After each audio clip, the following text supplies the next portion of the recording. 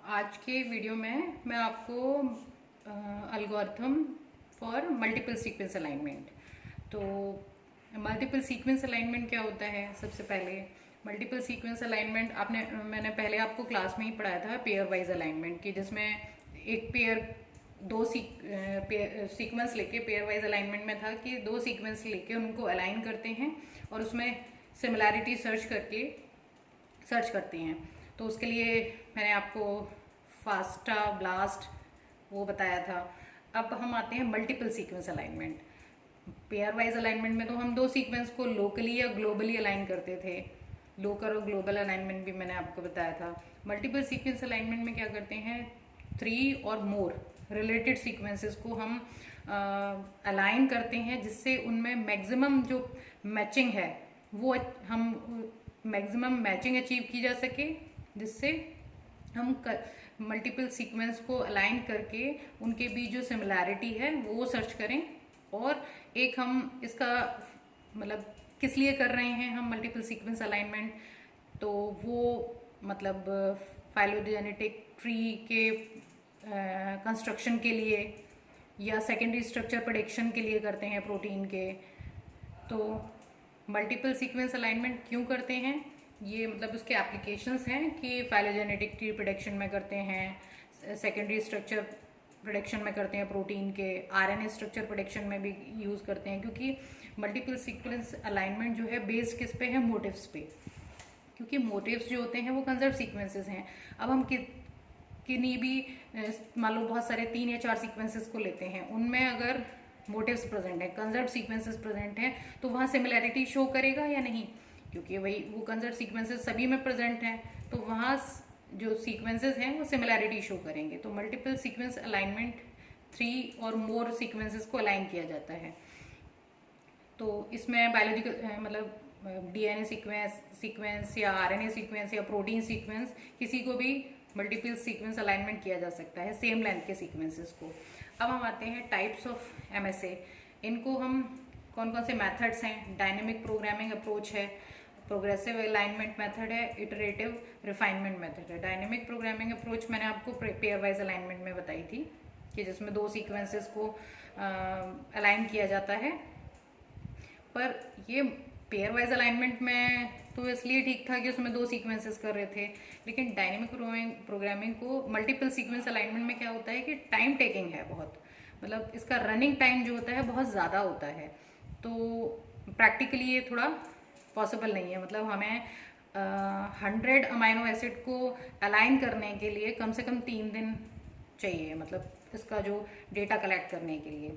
तो जो dynamic programming approach है तो वो प्रैक्टिकली इसमें पॉसिबल नहीं है। अब आते हैं, नेक्स्ट है progressive alignment method. Progressive alignment method में क्या होता है, ये वाइडली एक्सेप्टेड अप्रोच है मल्टीपल सीक्वेंस अलाइनमेंट के लिए। और इसमें क्या करते हैं कि पेयर वाइज अलाइनमेंट किया जाता है, पेयर वाइज ग्लोबल अलाइनमेंट किया जाता है कि दो मान लो 4 सीक्वेंसेस है, दो सीक्वेंसेस को मान लो first and third, second and fourth को अलाइन किया गया। इन दोनों के बीच में जो सिमिलैरिटी सीक्वेंस आएगा उसको हम आपस में अलाइन करेंगे, जिससे जो सिमिलर सीक्वेंसेस हैं उनको सर्च किया जा सके। उसको प्रोग्रेसिवली किया जाता है, इन टूल्स के द्वारा किया जाता है, इसलिए उसको प्रोग्रेसिव अलाइनमेंट कहते हैं। ये टूल्स कौन कौन से हैं, Clustal W, Clustal Omega, T Coffee, pileup. ये जो टूल्स यूज होते हैं जिसमें क्लस्टल डब्ल्यू, टी कॉफी या क्लस्टल ओमेगा मतलब पूछा जाता है मल्टीपल सीक्वेंस अलाइनमेंट में। क्लस्टल डब्ल्यू को डेवलप किया था डेस हिगिंस एंड पॉल शार्प ने 1988 में। डब्ल्यू का मतलब है वेइंग से, क्योंकि इसमें वेट मैट्रिक्स बनाई जाती है, उसके बेसिस पे ये ट्री ड्रॉ करते हैं, फाइलोजेनेटिक ट्री जो डिस्टेंस बेस्ड होता है। तो क्लस्टल डब्ल्यू का मीन है वेइंग से। तो इसमें स्टेप्स क्या रहते हैं भाई, ये तो एक प्रोग्राम है, सॉफ्टवेयर जो रन करता है।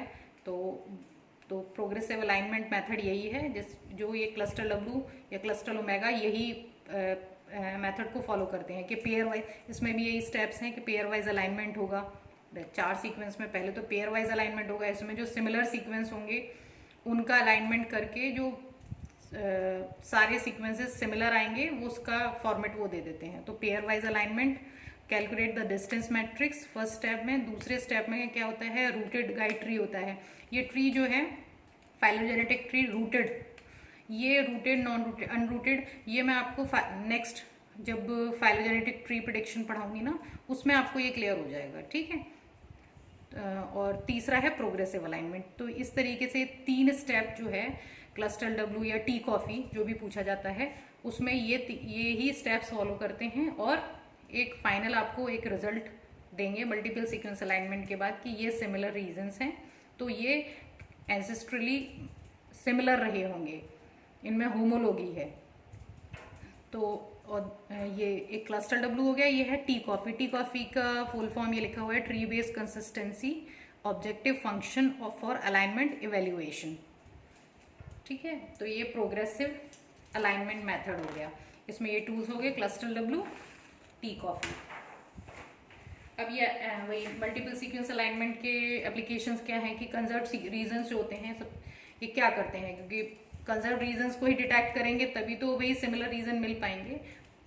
डिटेक्टिंग कंजर्व रीजंस और मोटिव्स इन सीक्वेंस, इसके लिए भी MEME और MAST ये टूल्स हैं।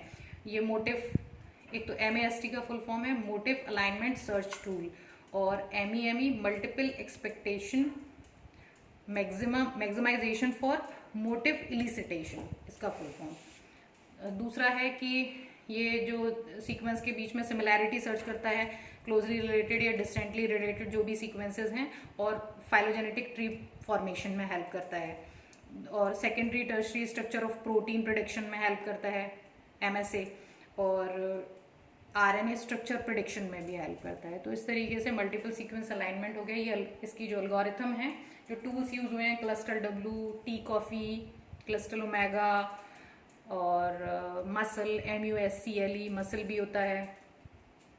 तो इस तरीके से ये आपके ये टूल्स हो गए। तो ये आपका बायोलॉजिकल मोटिव्स और मोटिव्स डोमेन्स और algorithm for multiple sequence alignment, ये इससे कवर हो गया है। मैं आपको इसके मतलब ये PDF वगैरह भी सेंड कर देती हूँ, पहले भी मैंने आपको भेजे थे। आप ये सारे पढ़ लीजिए, और जो भी क्वेरी हो आप मुझसे पूछ सकते हो।